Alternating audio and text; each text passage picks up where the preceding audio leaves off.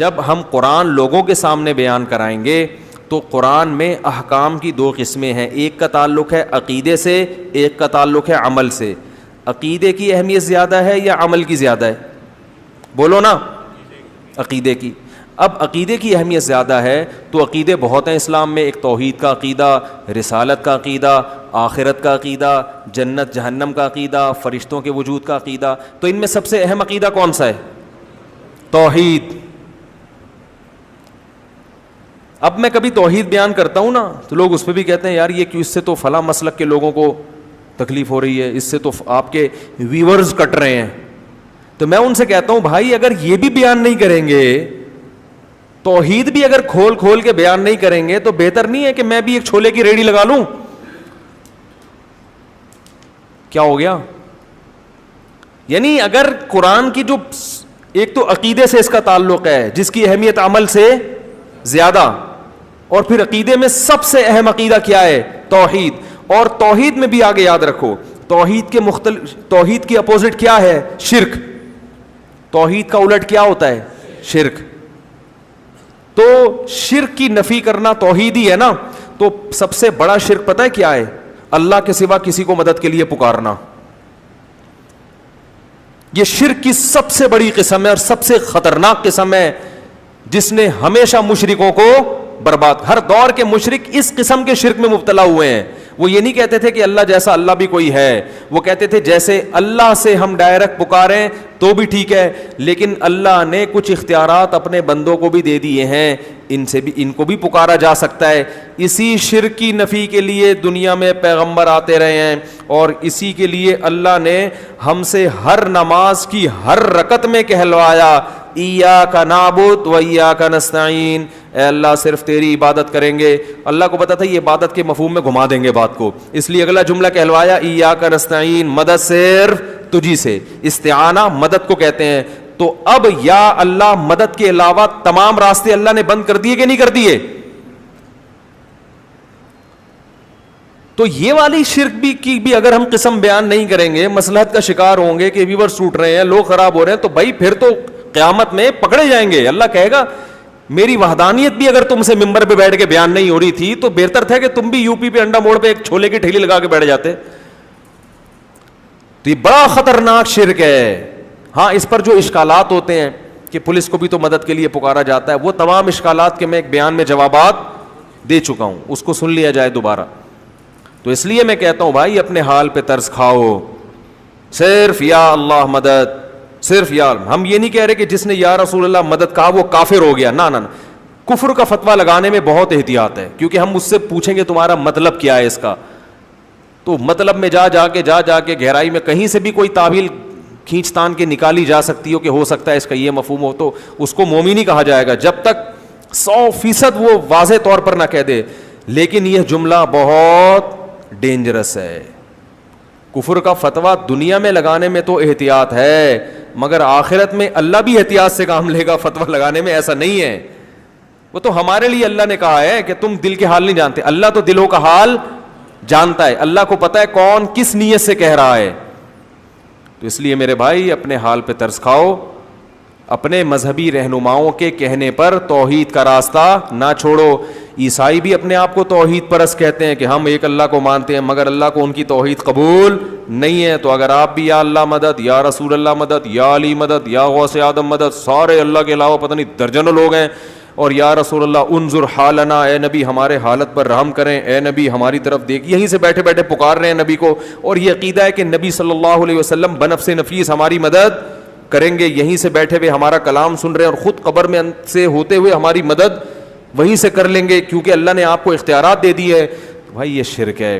اللہ نے کسی کو کسی کی مدد کا اختیار نہیں دیا. ہاں وہ اختیارات جو اسباب کے دائرے میں آتے ہیں, اسباب جس کی کوئی سائنٹیفک لاجک ہو, جیسے پولیس کو مدد کے لیے پکارے ہیں تو موبائل آئے گی اس طرح سے, وہ تو لاجک ہے نا اس کی. ان لاجک جو مدد ہوتی ہے کہ جس میں کوئی ذرائع یا اسباب نہ ہو, یہ مدد صرف کون کر سکتا ہے؟ اللہ.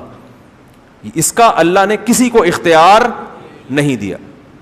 تو ہم نبی صلی اللہ علیہ وسلم کے بارے میں عقیدہ رکھتے ہیں تمام پیغمبروں کے سردار, بلکہ بعد از خدا بزرگ توئی قصہ مختصر, اللہ کے بعد نبی ہی کا مقام ہے. قصہ مختصر. شاعر نے کیسی پیاری بات, شاعر نے کہا تم نبی کی شان بیان کرتے ہو, کہہ رہے میں مختصر بات کر کے گل ویلے دی تے پھل موسم دا قصہ ہی ختم کر دیتا ہوں. بعد از خدا بزرگ توئی, اللہ کے بعد کون ہے؟ پیغمبر. جس کی بھی تعریف کی جائے نا, اس سے اونچا مقام کس کا ہے؟ نبی کا. پھر آپ کسی کی تعریف کریں, زمین آسمان کے قلابے ملا دیں, وہ تعریف نبی کی تعریف نہیں ہوگی, نبی کا مقام اس سے اونچا ہوگا. سب سے اونچے کون ہے؟ نبی. لیکن اختیارات نہیں ہیں, بگڑی نہیں بنا سکتے کسی کی, کسی کو اولاد نہیں دے سکتے, کسی کو روزی نہیں پہنچا سکتے, کسی کی بگڑی نہیں بنا سکتے, اور چاند کے 2 ٹکڑے نہیں کر سکتے. لوگ کہتے ہیں چاند کے 2 ٹکڑے بھی تو نبی نے نہیں کیے, وہ اللہ نے کیے ہیں. نبی کو حکم تھا اشارہ کر دے میں ٹکڑے کر دوں گا. تبھی نبی سے مشرکین اور بھی معجزوں کا مطالبہ کرتے تھے, آپ یہ کریں آپ یہ کریں. نبی نے فرمایا کہ سبحان ربی هل كنت الا بشر رسولا, میں تو انسان ہوں بھائی, میں یہ نہیں کر سکتا کہ یوں اشارہ کروں نہریں جاری ہو جائیں, میرے میں اختیارات تھوڑی ہیں. تو اللہ نے کر دیے تھے ٹکڑے, اللہ نے مجھے حکم دیا تم آپ اشارہ کریں تو میں کر دوں گا. تو جب اللہ کرنا چاہتا ہے, میں نے اشارہ کیا اللہ نے کر دیا, اب اللہ نہیں چاہ رہا تو میں کہاں سے کروں گا بھائی, نہیں ہو سکتا. یہ جگہ جگہ نفی کی گئی ہے, جگہ جگہ نفی کہ میں نہیں کر سکتا, میں انسان ہوں. وَلَوْ كُنْتُ عَالَمُ الْغَيْبِ لَاسْتَكْثَرْتُ مِنَ الْخَيْرِ, اگر میرے پاس اللہ کی طرح غیب کا علم ہوتا, مجھے سب پتا ہوتا مستقبل میں کیا ہونے والا ہے, تو مجھے تو کبھی کسی قسم کا کوئی نقصان ہوتا ہی نہیں. یہ میں قرآن کی آیتیں پڑھ رہا ہوں آپ کے سامنے, 2 ٹوک عقیدہ قرآن نے بیان کیا, اس میں کوئی کنفیوژن باقی نہیں رکھی ہے. ما کانا کا وما یکونو, جو پہلے ہو چکا سارا کچھ نبی کو اس کا بھی علم تھا, جو بعد میں ہوگا اس کا بھی علم تھا. تو غلط ہے بھائی یہ عقیدہ. جتنا اللہ نے بتا دیا اس کا نبی کو علم ہے. ہاں وہ اللہ نے ہم سے بہت زیادہ بتایا ہے. علماء مثال دیتے ہیں کہ ہمارے علم اور نبی کے علم کی مثال دریا اور قطرے کی ہے. جیسے دریا میں ایک قطرے کی نسبت دریا کی طرف ہو تو کوئی حیثیت ہے, تو اتنا اللہ نے علم دیا ہے نبی کو ہماری نسبت. لیکن اللہ کے علم اور نبی کی مثال پھر دریا اور قطرے کی ہے. سمجھ رہے ہیں؟ کتنی جگہ قرآن میں آتا ہے یسألونک عن الساعہ, یہ لوگ آپ سے پوچھتے ہیں قیامت کب آئے گی, نبی کہہ دو علمها عند ربی, مجھے نہیں پتا کب آئے گی, اللہ کو پتا ہے. سب باتوں کا آپ نے نہیں بتایا, بہت سی باتوں میں آپ نے کہا مجھے علم نہیں ہے. تو یہ عقیدہ کہ سب کچھ علم تھا, ساری چیزوں کا علم تھا, یہ شرک ہے, کفر ہے. یہ اللہ کی صفت علم ہے, نبی کو کیا کر رہے ہیں؟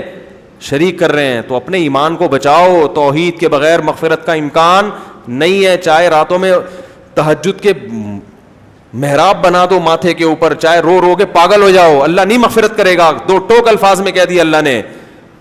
پہلے اللہ کو اللہ سمجھا جائے گا تو پھر اللہ سے مانگا جائے گا. تبھی اللہ نے کہا مانگنے سے پہلے بھی کیا, ایاک نعبد و ایاک نستعین کا اقرار. حدیث میں, بخاری کی حدیث ہے, نبی صلی اللہ علیہ وسلم نے فرمایا کہ بندہ جب سورہ فاتحہ پڑھتا ہے تو کہتا ہے الحمدللہ رب العالمین, تو اللہ تعالیٰ بندوں سے کہتے ہیں حمیدنی عبدی, میرے بندے نے میری حمد و ثنا کی ہے. وہ سکھائی بھی اللہ نے. جب کہتا ہے الرحمن الرحیم تو اللہ کہتے ہیں اثنا علی عبدی, میرے بندے نے میری ثنا خوانی کی ہے, مجھے رحمان اور رحیم کہہ کے پکارا ہے. پھر جب بندہ کہتا ہے مالک یوم الدین, روز جزا کا مالک ہے, تو اللہ کہتے ہیں مجدنی عبدی, میرے بندے نے میری بزرگی اور میری شان کو بیان کیا کہ میں مالک ہوں گا قیامت کے دن. پھر انسان کہتا ہے, جب مسلمان نماز میں کہتا ہے ایاک نعبد و ایاک نستعین, اے اللہ صرف تیری عبادت کریں گے, صرف تجھ سے مدد مانگیں گے, تو اللہ کہتے ہیں ھذا بینی و بین عبدی, یہ میرے اور بندے کے درمیان ایگریمنٹ ہو گیا ہے. یہ کیا ہو گیا ہے؟ اس نے وعدہ کر لیا, اب اس وعدے کے بدلے میں اس کو کیا دوں گا, ولی عبدی ما سأل, اب یہ دعا مانگنے کے قابل ہوا ہے, اب جو مانگے گا دوں گا اس کو. اس ایگریمنٹ کے بغیر اللہ نہیں دے گا. ولی عبدی ما سأل, اب یہ کیونکہ پچھلی امتیں اسی لیے تو ہلاک ہوئی ہیں, اللہ سے بھی مانگ رہے ہیں, حضرت عیسیٰ ابن مریم سے بھی مانگ رہے ہیں, عزیر کو ابن اللہ کہہ دیا, تو اللہ سے بھی مانگ رہے ہیں, درباروں پہ جا کے بھی مانگ رہے ہیں. نوح علیہ السلام کی جو قوم تھی اللہ سے بھی مانگتی تھی, بتوں سے بھی جا کے مانگتی تھی, تو اللہ نے کہا یہ والا مجھے یہ انداز پسند نہیں ہے. تو پہلے ہم سے ایگریمنٹ کروا لیا. اور دیکھو نماز میں تلاوت ضروری ہے, جہاں سے چاہے پڑھو. لیکن ہر نماز میں اللہ نے پہلے کہا کہ یہ پڑھو گے تو پھر آگے پڑھنے کی اجازت دوں گا. یہ پہلے ہر سورہ فاتحہ جتنی پڑھی جاتی ہے نا, اتنی کوئی سورت پڑھی نہیں جاتی ہے. ہر نماز میں, ہر رکعت میں, تراویح میں 20 رکعتوں میں ہم ہر دفعہ تھکتے نہیں ہیں. لوگ کہتے ہیں یار اب یہ تو سن لیا نا, بچپن سے سنتے آ رہے ہیں, آگے چلو. اللہ کہتے ہیں نا نا نا نا نا, جب تک زبان سے یہ ایگریمنٹ نہیں کرے گا نا کہ تجھی سے مانگوں گا کسی اور سے نہیں, اس وقت آگے چلنے ہی نہیں دوں گا میں تجھے. 20 کیا 40 بھی پڑھے گا تو ہر دفعہ یہی پڑھنا پڑے, پھر تہجد میں اٹھے گا پھر یہی پڑھنا پڑے, فجر کی 2 سنتیں میں پھر یہی ایگریمنٹ, مرتے دم تک یہ ایگریمنٹ تجھ سے کرواتا رہوں گا. اور ہم نماز کے سلام کے بعد اسی ایگریمنٹ کی دھجیاں اڑانا شروع کر دیں, کتنی بڑی اللہ کے غضب کو دعوت دینے والی بات ہے. تو حدیث میں آتا ہے, بخاری کی حدیث, نبی نے فرمایا کہ انسان جب کہتا ہے اللہ تیری عبادت تجھ سے مدد, تو نبی نے فرمایا اللہ فرشتوں سے کہتے ہیں ولی عبدی ما سأل, اب مانگ. پھر اللہ کو پتا تھا کہ الٹی سیدھی چیزیں نہ مانگنا شروع کر دے نا, اتنا اہم موقع ہے, اللہ کی رحمت جوش میں ہے, ہمیں اختیار دے دیا جاتا تو ہم کہتے ہیں اللہ تھوڑی تنخواہ بڑھوا دے میری, اے اللہ ذرا ٹرائی کیا ہوا ہے, مان نہیں رہے ابا اس کے, منوا لے, اے اللہ یہ کر دے وہ کر دے, بحریہ ٹاؤن میں 3 پلاٹ دلا دے. یہ دنیا کے کھلونے مٹی کے, ان پہ ہم عاشق ہو جاتے. تو اس لیے اللہ نے کہا کہ اتنا بڑا ایگریمنٹ کیا, میرا دل اتنا خوش کیا, تو اب بڑی چیز مانگو. کیا اہدنا الصراط المستقیم, سیدھے راستے پہ چلا دے. سیدھے راستے پہ چل گئے تو بحریہ ٹاؤن میں پلاٹ نہ ملے تو بھی جنت, مل جائے تو بھی جنت, ہو جائے وہاں تو بھی جنت, نہیں ہو ہے بھائی, کنوارے ہی مر جاؤ تو بھی کیا ہے, بیماری میں چلے گئے تو بھی جنت, صحت کے ساتھ, کیونکہ جانا تو ہے. بحریہ ٹاؤن کا مالک بھی جائے گا ایک دن, بیچارے کا جنازہ بھی اٹھے گا. لوگ آج بحریہ ٹاؤن میں 2-4 پلاٹ ہوں, ہر ایک کو پتا ہے میرے بھی ہیں, اور جس کے نہیں ہو تو وہ یہی غم میں کھا رہے ہیں, یار میرا ایک بھی نہیں ہے, اس کو یہی غم کھائے جا رہا ہے. تو اللہ کے بندو 10-15-20 سال کے بعد ختم. جن لوگوں کے پلاٹ ہیں نا, ان میں سے کوئی بھی زندہ نہیں ہوگا. جو مالک ہے نا, اونر ہے, اسی کا جنازہ ہوگا. لوگ کندھا لے کے کندھا دیتے ہوئے جا رہے ہوں گے, کلمہ پڑھتے ہوئے جا رہے ہوں گے, اور زمین میں دفن کر کے مٹی پھینک کے آ جائیں گے. اور پھر وارثون میں جھگڑا شروع ہو جائے گا, یہ میرا ہے, یہ میرا ہے, یہ فلاں کا ہے, یہ اس کا ہے. لوگ آ کے پھر وہ وارث سمجھ رہے ہوں گے ہم جیسے ہمیشہ رہیں گے. پھر تھوڑے دنوں کے بعد انہی وارث میں سے ایک اسی طرح پتلی گلی سے نکلنا شروع. آج اس کا پھر 100-200 سال کے بعد بھول جائیں گے اصل اونر کون تھا. اسکول میں پڑھایا جائے گا, ایک دفعہ کا ذکر ہے کہ ایک شخص کے دل میں خیال آیا, once upon a time there was a man, جس نے یہ he planned, شعر ہو گیا کہ نہیں ہو گیا, there was a man he planned, اس نے یہ پلان بنایا کہ جناب ایک بحریہ ٹاؤن میں اس طرح کرنا چاہیے, اور پھر آج یہ اسی کی کاوشوں کا نتیجہ ہے. once upon a time, تو یہ سب once upon a time بن جائے گا نا, ایک دفعہ کا ذکر ہے. تو ایسے ہی ہوتے ہوتے ہوتے سارے جا رہے ہیں. تو اس لیے اللہ نے کہا بھائی فوکس کس چیز کو کرو, اہدنا الصراط المستقیم, اے اللہ سیدھے راستے پہ چلا دے. جو انعام یافتہ لوگوں کا راستہ ہے, پیغمبروں کا راستہ, صدیقین, شہداء, صالحین کا راستہ, ان لوگوں کے راستے پر چلا, مائیکل جیکسن کے راستے پہ نہیں چلا, فنکاروں اداکاروں کے راستے پہ نہیں چلا. وہ لوگ جن کی زندگی پوری انٹرٹینمنٹ کے علاوہ کوئی مقصد ہی نہیں ہے ان کا, شراب, کباب, زنا, عیاشی, موسیقی, ان لوگوں کا نہیں, پیغمبروں والا راستہ چاہیے. تو اس لیے توحید کے معاملے میں اللہ بہت حساس ہے.